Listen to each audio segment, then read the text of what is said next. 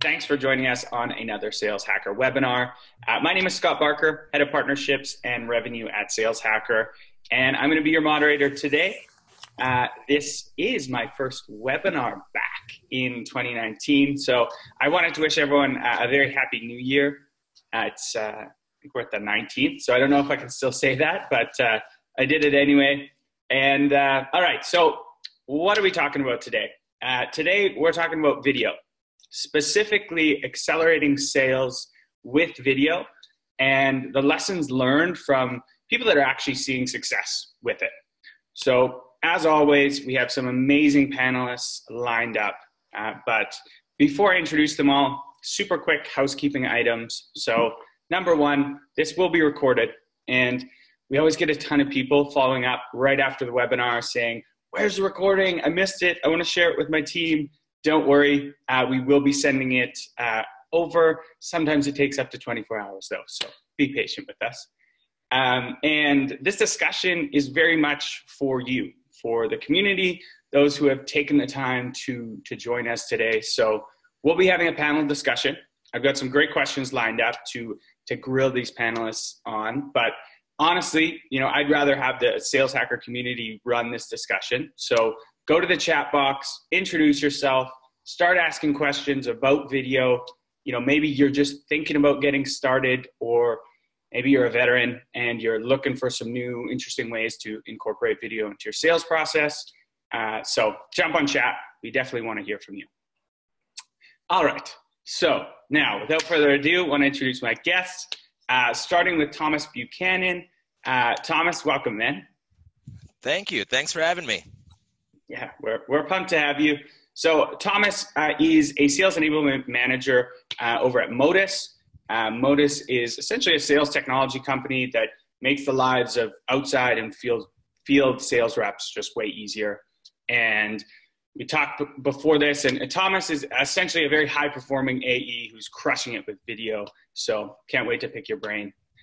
And next, we have Mariah Anderson, who is a client success specialist over at Impact. Mariah, welcome.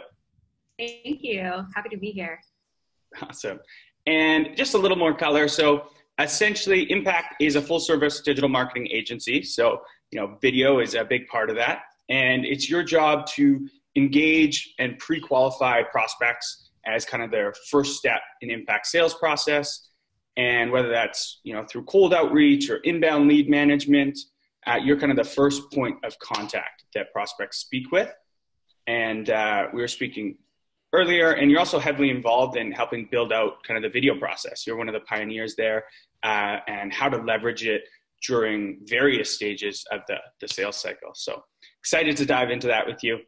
And then moving along, we have Mr. James Snyder joining us all the way from the UK. James, thank you for joining us today. Thank you for having me. I think I win the award for the most effort because it is 7 o'clock in the evening over here. There's no one else in the office. So, yes, thank you. We're cutting into your happy hour, so I apologize. And if you need to have a beer, by all means. Okay, there might be one underneath the desk. There's not. But, yeah. Perfect. And so James is the founder of an ABM agency called Punch, and you're kind of acting as the sales and marketing director over there, which is really cool. Obviously, ABM is very top of mind for everyone. So excited to take that approach and see how you guys are using video to kind of fuel your ABM. And last but definitely not least, we are joined by Tyler Lessard, who is the VP of Marketing over at Vidyard, which, being the VP of Marketing at Vidyard, you're the one who's got his finger on the pulse at, what literally thousands of companies are doing with video. So, and I know you've been there 5 years, right? That's right. Yeah, it'll be 5 years in a couple of weeks, actually. And yeah, it's been pretty wild. We spent the first couple of years really focused on marketers with video, but the last couple of years has been very interesting, to say the least, in working with sales teams and seeing this whole idea of one-to-one video flourish in sales organizations and help them actually generate revenue. So it's been a lot of fun and learned a bunch, and looking forward to the conversation. Love it. Love it. All right. Well, let's dive into it then. So you got some color. We know where everyone's coming from as it pertains to video and selling. So let's start just broader, and I'll keep this question a little bit vague and feel free to take it whichever way you want. And let's start with you again, Thomas. What are some of the biggest challenges you're facing today in your own selling? Because I know you're actually out there day in, day out selling. What are some of the challenges that you're coming across today? Yeah, great question. And Gartner conference this year described the complex decision-making process as getting more complex. So it's kind of a theme at Gartner. There's being more and more decision makers in each and every complex cell. And not only that, they're becoming more global as organizations. So when I'm trying to navigate an account, I'll have somebody in India, somebody in Sweden, somebody in Boston, all having to weigh in on the platform and sort of all nod at the same time in order to shorten the sales cycle, if you will. And so that's a major, major challenge. Imagine getting 4 VPs who are all in different time zones to put an hour on their calendar at the same time. It's a major challenge. Nearly impossible. Getting one is hard enough. So right. Yeah, the growing stakeholders is definitely a challenge. And then you're also fighting against the time zones, like you said. Right? It's like, James, it's 7 o'clock over there. And, not everyone is willing to be as accommodating as James is and take a meeting or a webinar. Okay, that's awesome. It's definitely a relevant challenge. And so, James, let's go down to you. What are some of the things, your team is seeing? What are the challenges that your entire, sales team is facing today? So, it's a challenge that I'd imagine everyone experiences, which is, of course, standing out from the amount of noise being pushed into target contacts, target accounts. And of course, video has helped to alleviate that challenge. But we need to think about more ways to continue to stand out as the adoption starts to increase. So I think it's a continuous challenge is, standing out from competitors, basically. Yeah, definitely. The differentiation factor, I think every single person on this call, on this webinar, probably thinks about that on a daily basis is how am I going to get the edge over my competitor and how am I going to showcase that edge? That's awesome. And Mariah, what about yourself? You're, the very first line of contact. What are some of the challenges you're seeing in either selling or account management? Yeah, it kind of piggybacks off Thomas and James's main challenge. And I would say one of them is the first person that you're speaking to a lot of times is more so the champion than the decision maker. And you kind of play this game of telephone, giving them all of this great information and trying to make that sell. And then later on find out that there's other decision makers or they need to pass it along. So I would say that is one. And the other is standing out, like you said, James. And I think especially in terms of the competitive field out there and all of the noise that's going on. So setting that first impression so early on that you're like in the front running against all the other people that, a buyer is speaking with. Yeah, absolutely. That makes sense. Yeah. Sometimes you pour all of this effort and time into, the person who maybe sends the lead form and you establish this amazing relationship and then you're like pawned off and you're like, oh, got to start from baseline zero again. So definitely a challenge that I'm familiar with. And Tyler, what about yourself? Vidyard has a big team now. I think you said you have about 230 employees. So I would imagine a lot of those are, part of the revenue team, in sales and marketing. What challenges are your own team seeing? Yeah, I think in addition to what's been spoken to, I think our team has challenge that, I think most of you will resonate with. And to me, it comes down to the idea of time, and it's both our own resources. Are they making the most efficient and effective use of their time? And so when they're creating content, messaging, doing their outreach, are they being as efficient and effective as possible with that? And on the flip side, are they respecting and maximizing the time and attention that they get from prospective buyers. We're in a world where, in our business, we're both trying to get somebody's attention. We're also trying to educate them very quickly because we're in a relatively new market. And we're also trying to, of course, move deals along as fast as we can to capitalize on any momentum. So those are the things that I think about a lot is maximizing the time of the reps and at the same time valuing and maximizing the time we get with customers. Yeah. That makes sense. And it's funny, I'm looking at everyone's answer, and I think that's like all the key issues that all sellers face every day.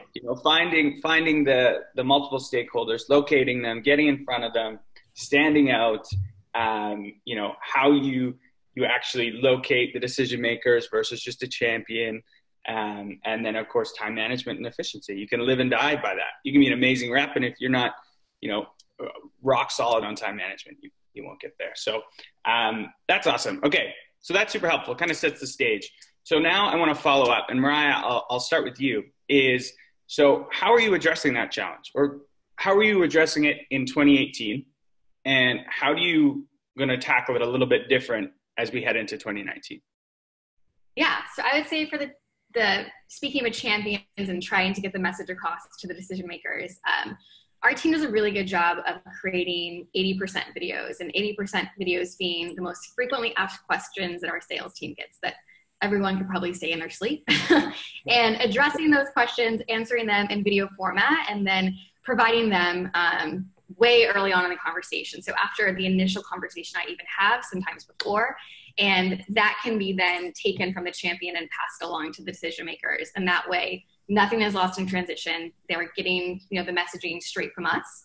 And also including video and SOWs and doing a walkthrough and making sure decision makers see it. So like making sure there's video in those different critical phases where we know that the decision maker will be checking it out.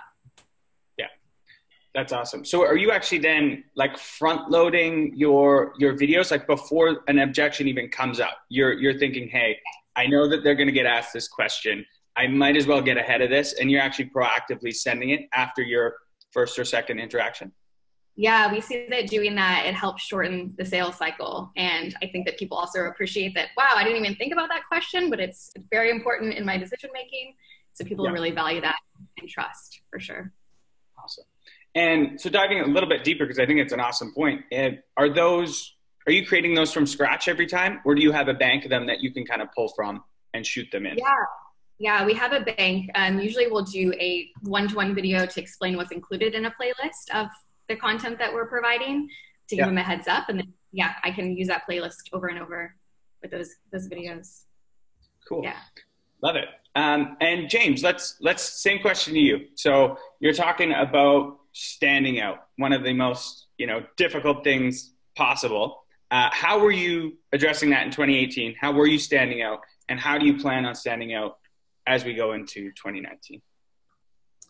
Yeah, so good question. And of course, we're using one-to-one personalized video as one of the ways to stand out. But what we found sort of towards the end of 2018, and we're going to start adopting more this year, is tying personalized video in with direct mail and other channels.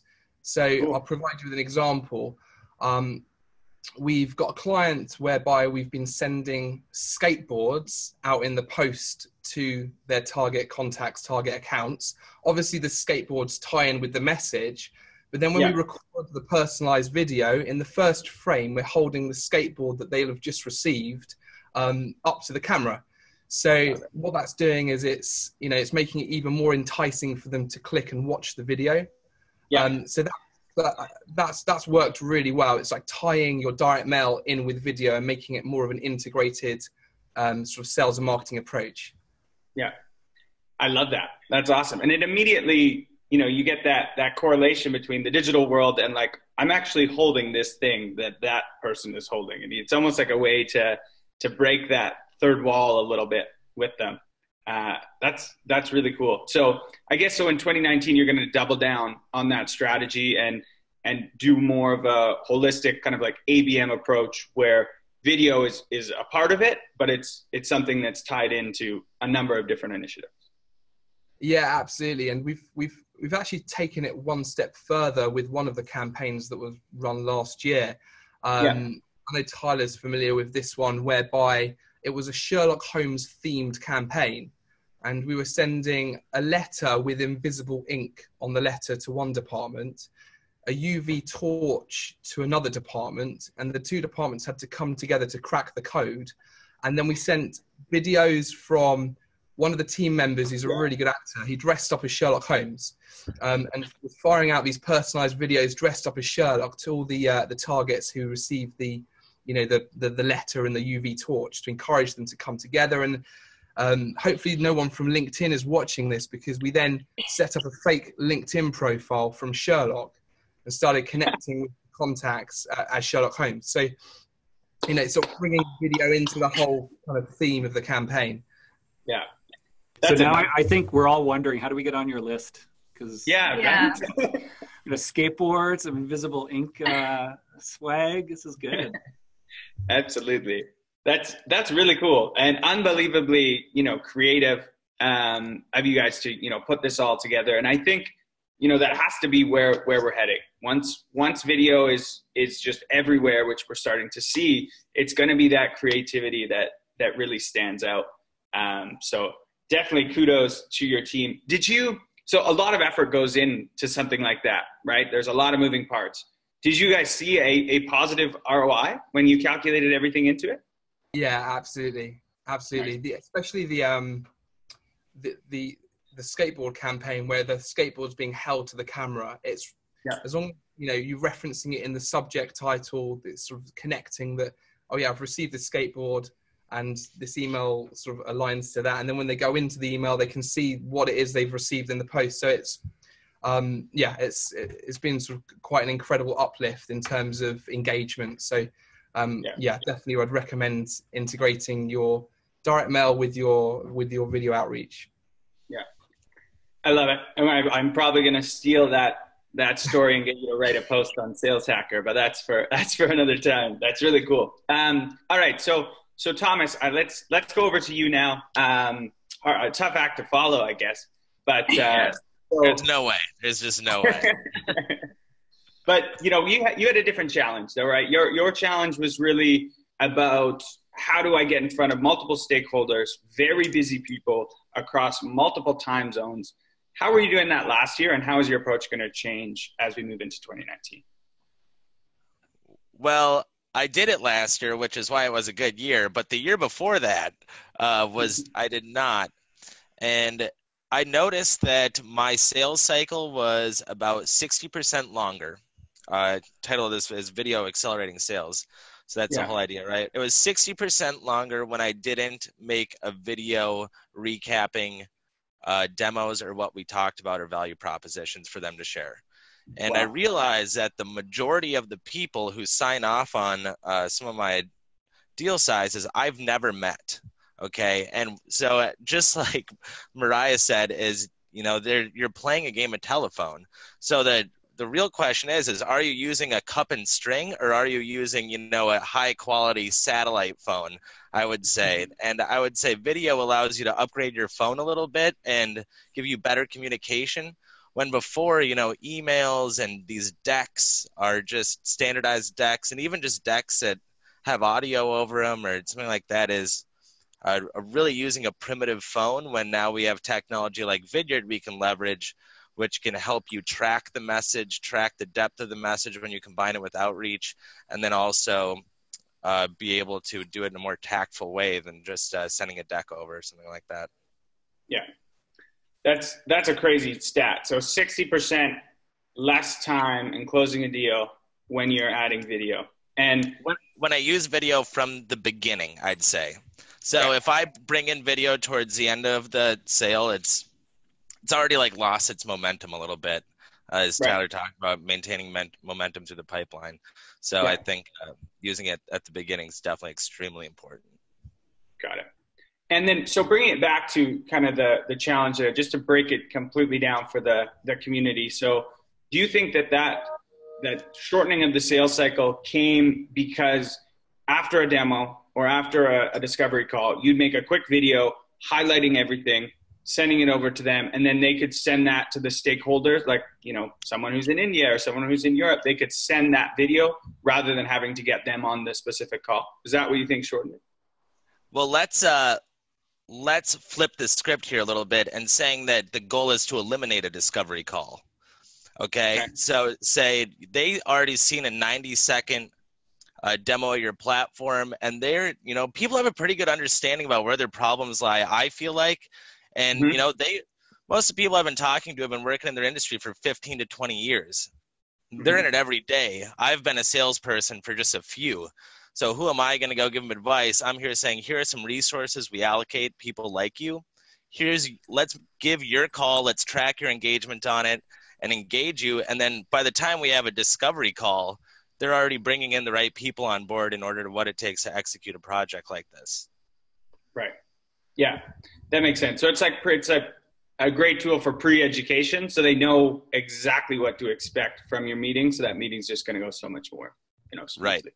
Yeah, that's awesome. All right, so Tyler, over to you, and let's talk a little bit about how you solve this time management efficiency issue, how you were solving it in 2018, and how you plan on solving it in 2019. So I think it's a big one because, you know, video can sometimes seem like it takes a long time to create. I think that's a big pushback people get when they're implementing is like, you know, I don't want my reps spending 2 hours a day creating videos. I need them on the phones. So curious to hear your thoughts on that.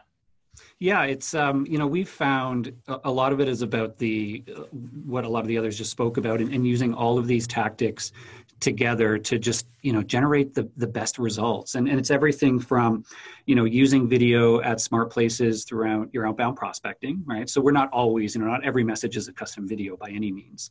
Yeah. But if you think about a typical outbound cadence of, you know, 12 to 15 touches over a period of time, you know, what we've done is we've learned enough to know, okay, at, you know, touch number, you know, 1, 5, and 12, you know, those are going to be custom videos that they're going to quickly record and send via an email.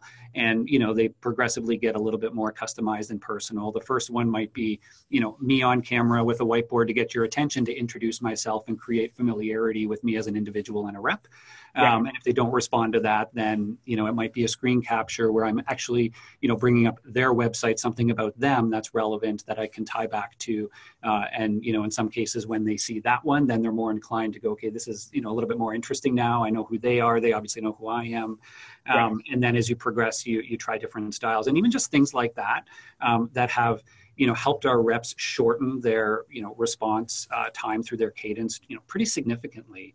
And sometimes it just means they get a faster no. But it's, you know, that stuff is super helpful. And it's because I think a lot of it is because they're establishing a human rapport, right? And people, you know, and I know I'm on the receiving end of all these all the time. And, you know, these just like text-based emails, it's so easy for me to ignore. Right. But when somebody's face actually lands in my inbox, there is this degree of human empathy. Right. And like guilt is a powerful motivator. And, you know, even if it's me to respond and say, hey, you know, thanks very much, but it's just not the right time, or I'm not interested right now, or, you know what, I'll hand you over to somebody, whatever it is. Right. So, you know, I think things like that have really helped our team, you know, using our own tool to be able to, you know, get those next steps, you know, shorter than ever. And I think a lot of it is that sort of human empathy that gets established. And then to the points that others made, you know, through the cycle where, you know, instead of, hey, let's, you know, schedule a time for a discovery call, you know, I love the way, and it's just like Thomas talks about, you know, let me quickly record a short customized little demo based on what I know about you to start, to give you a bit of an insight into what I'm talking about here. And it's, you know, can I send you a 2 or 3 minute video to show you what I'm talking about? And they say, yeah, sure, great. And then you send a quick video. Some of those may be pre-canned to save time, or they may be something I do a little bit more custom depending on what I think their needs are. And those kinds of things, you know, consistently I've found are helping reps, again, just move things along quicker, qualify people faster, and spend less time on the phone, right? Which, you know, some people might be heresy. But, you know, realistically, it's about, you know, it can end up being, you know, more efficient than playing the spray and pray game and, you know, phone tag sometimes. So I think things like that are really, really important. And I think one of the things this next year that we're really focusing on is actually picking up exactly what Mariah talked about, which are things like those 80% videos and creating a nice library of the most common things that our reps are talking about and making sure they have those off the shelf. So not every video is a custom one, and they can, have those at their disposal. And, there'll be a central library of things everybody uses, but each rep may even have their own little sub-library where they're recording things ahead of time and keeping it ready to know when they want to send that individual video. Yeah. I think that's a great idea. And it's kind of this balance between, personalization and automation, which we see in like a lot of different, sales tech companies. So lots of great points there. One point of personally on efficiency that I found, being a seller myself and doing these recap videos, like right when it's top of mind. For me, one of the things I dreaded the most as an AE was the recap email. It takes a long time to do a proper one, 30, 40 minutes. You're addressing all their challenges. You're, grabbing the stakeholders from your side that need answering these questions, and you're putting all the case studies and everything together. It takes forever. And by the time you're halfway through, you've got your next demo. And then at the end of the day, you've got to go back and do all your recap emails, 6 to 8 of them. And then you're working till 8 o'clock at night. Whereas video, if you've got a 15, 20 minute window between your next demo, you can just speak to them. It's all top of mind. It's super simple. And if it doesn't address absolutely everything, at least they know you're on it and you can follow up with things, the next day or whatever. So that's something for efficiency, I think is huge for AEs that I think is often overlooked when people think about video. But let's talk, Mariah, I'm gonna start with you because I think you'll be the best one to put some color on this is prospecting. I think when video first came out, at least in my world, it was all about, prospecting and using it for one-to-one prospecting. I'm curious to see how you're using it today and, the impact you've seen and some of the lessons that you've learned along the way from what works and what doesn't work. Yeah. So I would say we've focused some energy on prospecting, whether that be follow-ups to webinars that we have and, not trying to come at it in a way where we're trying to sell ourselves or our service, but kind of thinking about it as like an inbound marketer and engaging with them and asking them what their biggest takeaway was, specifically asking questions about what are they looking for resource-wise that could help them get started. So being helpful rather than trying to just use it as an opportunity to sell ourselves, I think across the board in prospecting. And, video is a great way to stand out 100%, but in prospecting, like you have to offer that value. And to start a relationship, you have to give to get. So I would say that that's huge, is not using that as a platform to talk about yourself. And another lesson would be to make sure that, well, let me flip it a little bit. So, and maybe we'll talk about it later. I think there's an importance of focusing on managing your inbound leads as well. And I think that that's oftentimes overlooked. And it's one of the quickest ways to increase your likelihood of closing the deal, which I would actually say we've spent some more time on because we've seen a big impact from it. But I can let the other guys talk about their prospecting and maybe. No, I'm not letting you off the hook. We're diving into that. I want to hear it. Let's talk about it. Let's talk about it. Yeah. So we've probably focused on this more than even prospecting. We have a pretty good influx of leads. So if you're a company that has a lot coming through, you know how important it is to be really speedy and responding. And so we've identified the different ways that a lead comes through, whether that's a contact us form, scheduling a time right on my calendar, or coming in through chat, and finding video as a way automatically to get in touch with them, introduce ourselves, let them know expectations for their first call, and then providing those resources ahead of time. Yeah. And with that, we've seen that for like the contact us form, I'm sure everyone's been there, you can pick up the phone in a couple minutes and call them, and they don't always answer the phone. And I've seen an increase in the meetings that I've gotten booked from shooting a one-to-one video and getting it over to them. And then with people booking time on my calendar, I'm sure people have been there where people are just don't show up. You have a lot of no-shows. And I see that if I send out a video right away after they book a time, there's a huge decrease in no-shows. And like you said, Tyler, I think people feel a little like, ooh, they took the time to record this video, I should show up. So I've seen that be really, really powerful. And I think because sometimes people think, well, they raised their hand and they reached out to me. They obviously want to do business, but it can be so competitive. And for you to set that first impression, people remember that. And I think that helps 100% get them on that call and then speed up that sales cycle. Yeah. Sorry to flip it on you, Scott. No, I love it. No, this is what it's all about is, finding those, because that's honestly, it's not something that I thought about when I think about video. And I think it's really smart because when someone's coming to your website and filling out a form, they also did your 6 other competitors, right? So if you can set a differentiator just from your process itself before they even look at the product, that's pretty powerful. So that's awesome. Thanks for sharing that. All right, I want to go quickly to a few questions from the community because we have some good ones. And James, I think I'm going to hit you with this one. So this is, so creating videos is great. This is from Nasir Ali. Nasir, thank you for your question. Creating videos is great, but how do I get people to actually watch the videos that I send out? Yeah, so that thumbnail within the email has got to be irresistible. You've got to make it irresistible to entice someone to click. So, this sort of standard way of doing that, of course, is writing on a whiteboard their first name. But think outside the box. Could you potentially go guerrilla? Could you go, if you're targeting a retailer, could you go to that retail outlet and record the video outside? So let's say, for example, you're targeting Starbucks, could you go to Starbucks, stand outside Starbucks and record the video and make that thumbnail irresistible? So I think the key is to, think outside the box. What can you do to make the thumbnail as irresistible to click on as possible? We had some reps go to a conference a couple of weeks ago, before Christmas, and they were collecting all of the goodies from all of the stands, from all the companies that were exhibiting at this conference. When they got back into the office and they jumped into one of so we have these video pods that they record in, to give them a bit of privacy. So they jumped into one of the video pods and held up, the item that they picked up from the fair that belonged to the account they're targeting. So again, it's a way to make that thumbnail irresistible to click on. Yeah. Amazing. Another really actionable takeaway.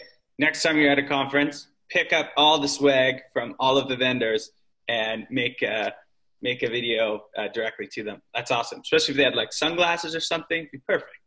Yeah, exactly. Sunglasses, if they've got like bags, you can put the bag on your head. You can do all sorts of things. Okay. Yeah. I love it. Okay. All right. Back to Thomas. I want to get your perspective on prospecting. Do you do a lot of prospecting still in your day-to-day? Yeah, I have no AE or no SDR and almost non-existent inbound leads. So absolutely. Full cycle. All right. So you're the guy to talk to then. So how are you using video specifically to prospect? What have you found works? What hasn't worked? And some of the lessons you've learned along the way.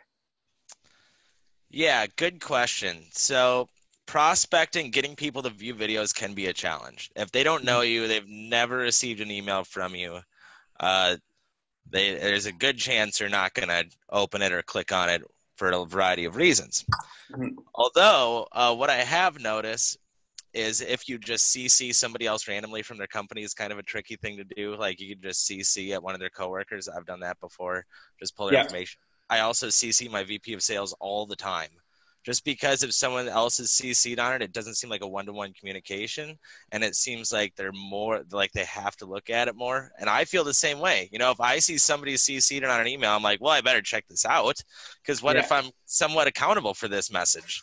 So I'd say that's one tricky way. I'm definitely going to steal the whole find some swag at the trade show and hold it up. I'm definitely stealing that. Going to World of Concrete next week, so that's going to be a good one for me. Yeah. But also make sure that you're reaching out to people who are somewhat in your network. So if someone used to work at a company and they're now a client of yours, you can, in the title of their email, use that company and so I know you used to work here. Here's what they're doing now, that sort of thing. I'm a big fan of leveraging my current network in order to expand my market share. But besides that, I think that's about all the tricks that I'm willing to give publicly. All right. Well, connect with Thomas on LinkedIn, sign an NDA, and then he'll hook you up with the rest. Cool. Okay. Let's dive into something there, because we got another question here and around subject lines, because you got to have a good subject line for it to even get opened. Do the four of you have any favorite subject lines that you pair with the video? And do you reference video in the subject line itself? James, let's start with you. Yeah, so definitely use the word video in the subject line. We've seen that putting video in increases open rates. I touched on it earlier, but tying in, your direct mail piece again within the subject line if you're using direct mail. Yeah. And obviously, we do actually find that putting the first name of the contact that you're sending the email to does also work. So those are my sort of three thoughts anyway. Yeah. So you'd say, here's a video about your skateboard, Scott. If you were with me, something like that. Yeah, or you might say Scott video about your skateboard or something along those lines. Or is skateboarding allowed in the office, Scott? I love it. Mariah, what about yourself? What are you using as a subject line these days? Yeah, video 100%, but also like the length of the video. So 30-second video message. I think that when people know like how much time investment they need to put into it, they're more willing to open it. So I would see that would be the other key thing to do. Nice. That's super smart, actually. Because I don't have 10 minutes to look through a video. So yeah. Thomas, what about yourself? What's working these days? Yeah, I'd say we work with a lot of industry leaders, so people who are forefront, and I would use their name and say sales tech. Granted, we have the ability to use names like that, so I just use that for my advantage. So, for example, Caterpillar is one of our big accounts, so I'll say Cat Sales Tech. I'll never show them Cat Sales Tech, but I'll say, here's what they're using. You're in the construction industry. Obviously, you're interested in what technology, and you'd be crazy not to watch, right? Yeah. Yeah, definitely. Always referencing, competitors and other industry, people that are in their industries is huge. Tyler, I'm sure your team has a huge wealth of kind of data to pull from. I'm sure you guys have tried a lot of different subject lines. Do you know off the top of your head the ones that are working today? I mean, nothing like concrete in terms of full subject lines, but I think to reiterate, we too and many others report that having video in the subject line. I like the length of video. The other thing that I've found works is specifically saying, a video message for you or a video message from Tyler or something like that, because people, they're not used to in the work environment getting a video message, and it sounds very, it sparks the curiosity, and it's like, what, I'm getting a video message? And it gives that immediate expectation of greater value that somebody has taken the time to do that. So I think little things like that, and again, when people see that thumbnail, and it feels like there's that greater expectation of value because they took the time to create this video for me. So yeah, I think, double down on that and get creative. I think just the one other thing to be mindful of is with video, it does give you the opportunity to be, if it's the right prospect, to be a little bit more casual. Because, again, when you're on camera, you can now sort of represent your personality. You can be a little bit more human. And so that can carry over into your copy and your subject line. You sort of have a little bit more permission to be a little bit more fun if then you're talking, as opposed to it's just like email copy, which can end up feeling a little bit cliched or cheesy. But when it's actually you on camera delivering the message as a real person, I think it gives you a little bit more liberty to be fun and creative and personal.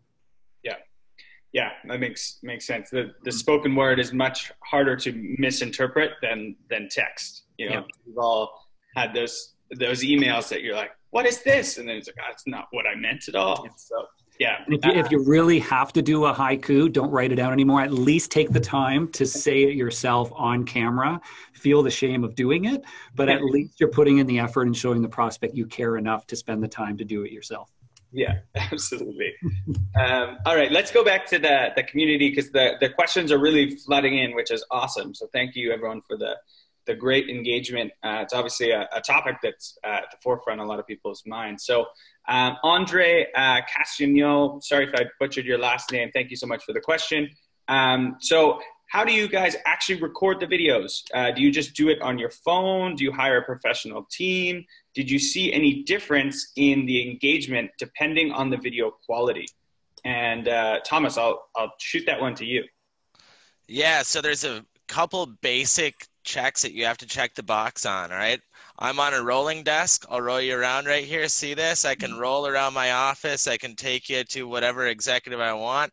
I have a big window right behind the camera here. I have this headset. Makes my audio way better. And I have a standing desk. So I'm free. I can move around. I have a lot more energy because I have a standing desk. So if you have microphone, good lighting behind the camera, and standing desk, and also one thing, camera level should be just about at eye height, right? You don't want to get the double chin thing going down. You don't want to look like you're really short. So all those things are pretty important, and I think you can really come up with some pretty decent looking videos if you take care of those few things. Even if the camera's a little fuzzy, as long as you have decent audio and all those boxes are checked, then you're good. Yeah, perfect. And it's a Mac. I do it on a Mac. Yeah, a Mac, and then using a tool like Vidyard to quickly and effectively do it right on the laptop. All right, I'm actually gonna go right back at you again, Thomas, because this is definitely kind of an AE focused question, I would say. Ahmad Wasim is asking, how would video fit into my email sequence during a cold outreach? Should I use it, touch one, or later up in my follow-up emails? So there's a couple ways I do that. Touch one is good. There's a solid 10, 15-second video that you can do, which would be the full screen, not showing a video. There's a full screen mode where it's your face is taking up the screen. You say, hey, I know that you guys, for example, use HubSpot. You have an outside sales team, and I know you have a lot of PDFs that these salespeople have to navigate when they're in the field. Do you mind if I make you another video on how we help companies like you do that? Yeah. And that's it. And then that would be step one. Or you can do step one, do the same thing over the phone, like, hey, I know that you're in this position. Do you mind if I make you a video? If I did make you a video, would you watch it? And then in that one, you would go into a 90-second demo. And then if they do a 90-second demo, when they click the demo, you call right away. And that's a solid beginning to a cadence. Yeah. I love that call to action. That's a great call to action. You're like, it's almost flattering when someone says, hey, do you want me to make you a video? It's like, you would do that for me? Let's do it. That's a great call to action. It's a soft approach there.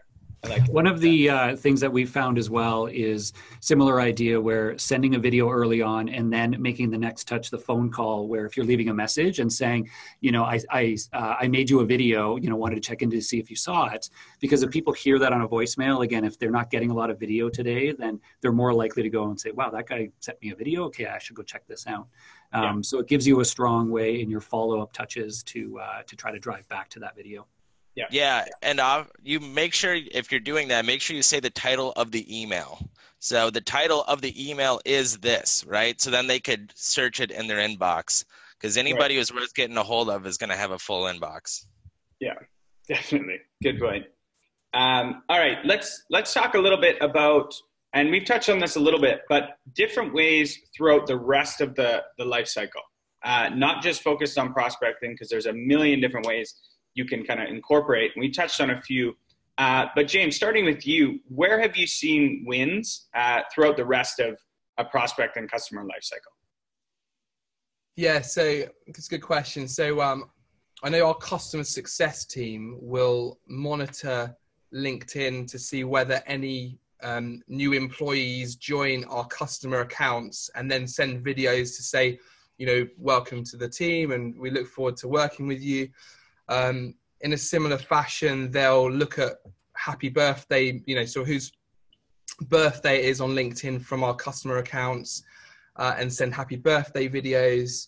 It's just sort of continuously, it's sort of dropping these nice personalized videos into customer accounts based on what they're seeing on LinkedIn. that tends to happen or tends to work quite nicely. Yeah, I like that a lot. That's makes sense. And so if another joining the video, is that in hopes of, if I'm like a software company anyway, that could be a good chance for, growing that account. Being like, hey, you've got your team has a license, do we want to extend this out? Here's what we do. I'm your point person. That's cool. And Mariah, what about yourself? What other kind of wins have you seen using it outside of, the inbound qualification and the outbound prospecting? Yeah. So one of them would be including video in RFPs. One of my colleagues, Melanie Collins, she's a client success manager here, and she started including video in her submissions to walk through what she was proposing. And every single one that she sent a video with so far, she has won. And overwhelmingly, every person, when she asked, why did you choose us? A handful of things, but consistently, they found the video to be really helpful in understanding what was included and why. So that was like super powerful. We've included in SOWs and such, but RFP has been a winner for sure. And one other one that I think has been pretty cool is we've found ways to use video for our chat abandonment strategy. So anyone who is going through our chat and about to book a time to meet, but they just don't go through the whole process and they ghost, we'll do a one-to-one video, saying, hey, I'm here to answer questions that you have, or if you want to hop on a call, let's get that set up. And one of the first times I used it, I got someone to book a meeting right away, and they ended up saying that, one, that was the only reason that they were on the call. And that deal ended up closing like 3 weeks faster than usual, and they're now one of our biggest accounts, and that would have been like totally lost if we hadn't have done that. So I think there's something to, like, especially with chat, like showing the human side of it and finding different ways to get creative throughout the sales process can be powerful. Those are two great ways. So, and just going back to the RFP, so she would actually create a video while simultaneously like walking through each page and just highlighting certain things that they care about. And she's like in the corner or something like that. Yep. So after she completes it, she'll use it to like Vidyard and walk through and, expect any questions that they would probably have about certain pieces and add clarification. But it was so different. I mean, I don't think many people do that. So I think they were like very surprised, and secondly, just very thankful that there was clarity around different pieces of it. Totally. And it just makes it less dry, RFP, no one likes reading, RFP response after RFP response. So if you have someone kind of summarize it for you, I think that's everyone's, dream. That's awesome. And then of course, chat with video, I think if you put video, chat, and some sort of engagement tool, like it's very powerful. Love it. Okay. We've got about 10-ish minutes left. So I want to do some just rapid fire tips to make sure there's been so much actionable insights in this webinar, but let's keep them coming. And just for those people that, maybe are just looking into video and how they can actually implement it, tips and tricks, because we definitely have the right people on the call to do this. All right. So Thomas, starting with you, what is just one tip for being natural and awesome on camera? Well, I find it knowing a ton about the customer just makes me more comfortable. And rather than be like, I know your name's Jim and I'm making you a video, but like, I know these 3 things about you, and judging by that, I think we should talk. And it's always, you can always feel more confident when you're not just reaching out cold, if you will. Yeah. Or picking up the phone, like, connect me to your marketing department. Please, sir. The opposite of that. So knowing everything, I believe in shooting with a rifle instead of a shotgun. So making sure you're really narrow and focused is huge. Nice. So for you, having that extra little bit of knowledge just builds that confidence on camera. Makes sense. Absolutely. Wow. Mariah, what about yourself? My tip would be, do not read off a script. I think that sometimes people who are getting started think that like that's the best way to get into it. But yeah, that's not natural or awesome. And if anything, it defeats the whole purpose of your one-to-one message and being genuine. Yeah, totally agree. When you were first starting out, did you make a script, or you've been off the cuff the whole time? Yeah, off the cuff. I would say to get comfortable in the beginning, I would like maybe jot down the main things I wanted to say, like talk through it out loud like the first time, and then just start recording over and over. And then after a while, you're used to it. It's like a sales call. Like what you're saying in your video is exactly what you're probably saying on the phone. Yeah, totally. It's just like public speaking too. You know, you can tell when someone's just like memorized a script in their head and they're just going versus, you know, hitting the 3 bullet points and telling a story. Yeah. Makes sense. James, yourself, natural and awesome. Besides skateboarding around the office as you're making it. So my tip is to smile the whole way through the video. Literally smile from the beginning right through to the end. It doesn't feel natural to do that, but when someone's watching it back, seeing someone smiling the whole way through, it just makes like a massive difference. So we have smiling training in the office. So we have to get the guys, when they're recording the videos, they have to literally smile the whole way through. And, you know, they're not allowed to leave until they've completed that. I love that. I think every corporation should have smiling training. That'd be awesome. And Tyler, yourself, you create a ton of videos on LinkedIn. What are some of your tips for, you know, just bringing that natural awesomeness on camera? Yeah, I think the big thing is just being mindful to be conversational, right? Use it as a conversational medium. And, you know, I always try to come into that and being, you know, as if I'm talking, you know, having a friendly conversation with the prospect, the customer, with whomever it is. And a lot of that goes back to, you know, not being too formal and scripting and things like that, but just having that mentality of approaching it as a, you know, in a conversational tone. It can go a long way to making sure you're a lot more natural and your message comes across right. Yeah, absolutely, for sure. All right, keeping the rapid fire going. Let's start with Mariah. One tip for a great thumbnail image. Yeah, I would say in addition to using someone's name, a really great one is like asking them a question. So inviting them into the conversation.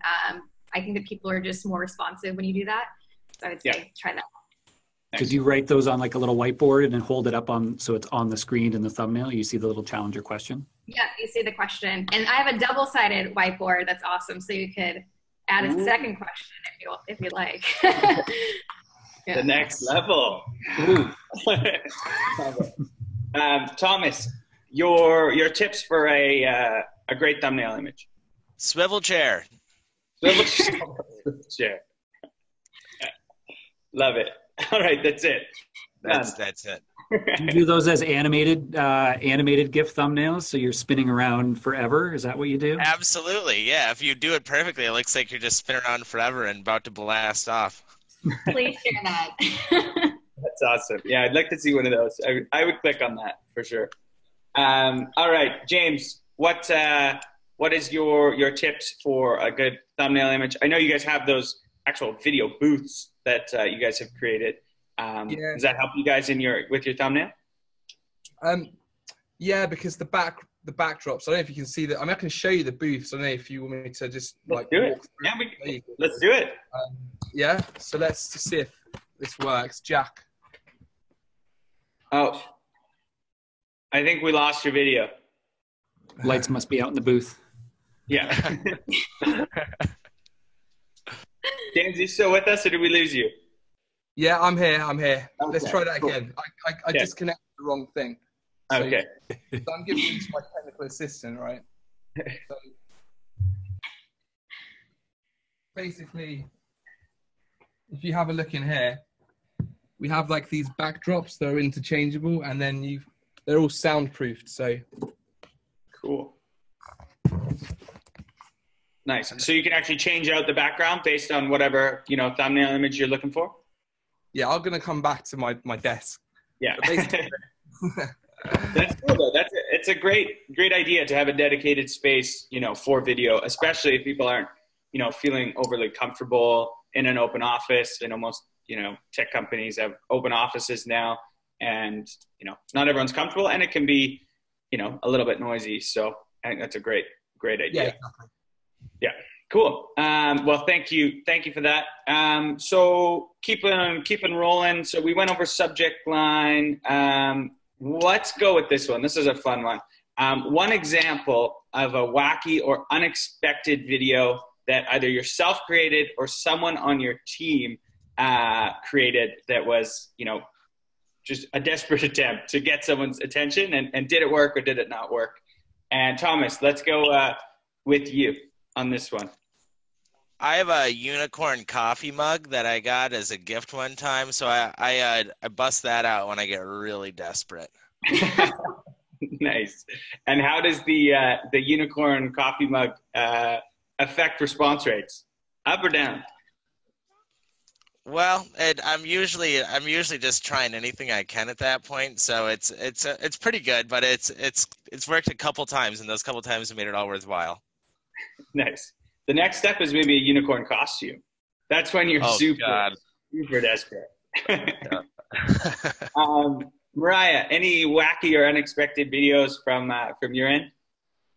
Yeah, I don't know about wacky, but like fun, and definitely got people to respond. One of my colleagues, Stephanie Bioki, who oversees our community online, she does a lot with videos, and she'll have her dog in the video, which I think people like think is super fun and interactive. And then I know that at one point we hit a certain milestone in our members in our Facebook community, and she like literally screamed from a rooftop in Chicago to explain her excitement. So stuff like that, I would say, gets people to respond for sure.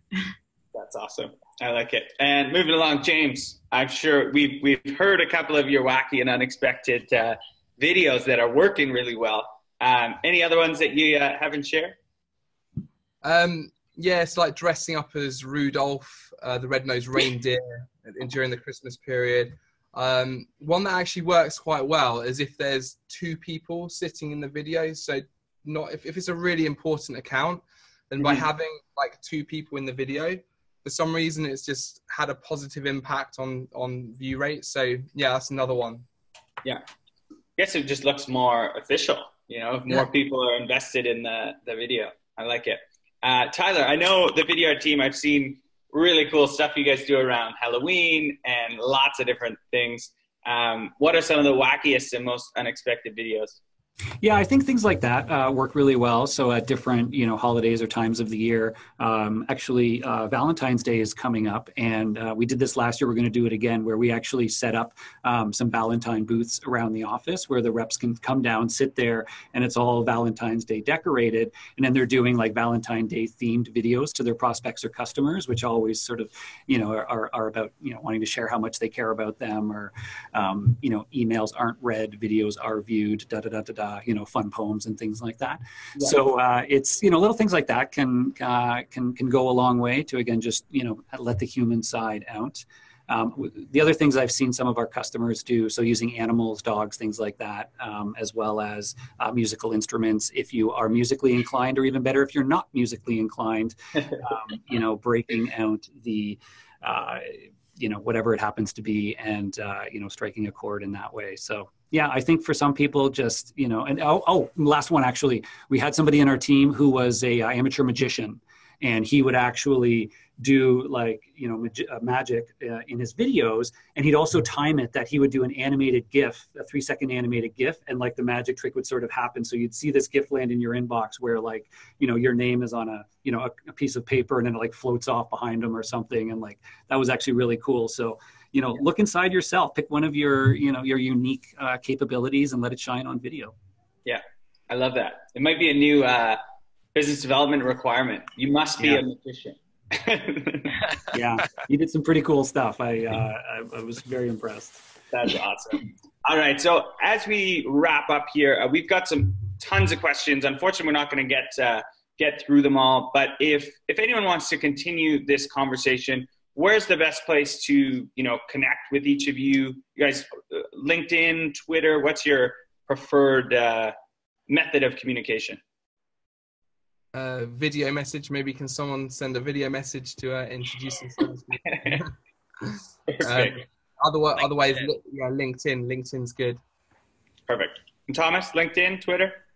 LinkedIn. Perfect. Mariah? LinkedIn. Perfect. And Tyler, I know you're big on LinkedIn.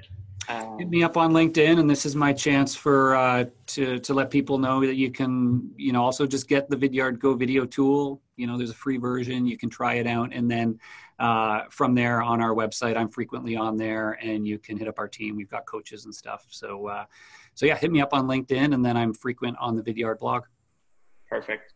I love it. And yeah, just from using video personally, if you like anything that you hear that we discussed today, I think there was a ton of really cool things. Definitely check out Vidyard. It's a quick, easy way to get started with video.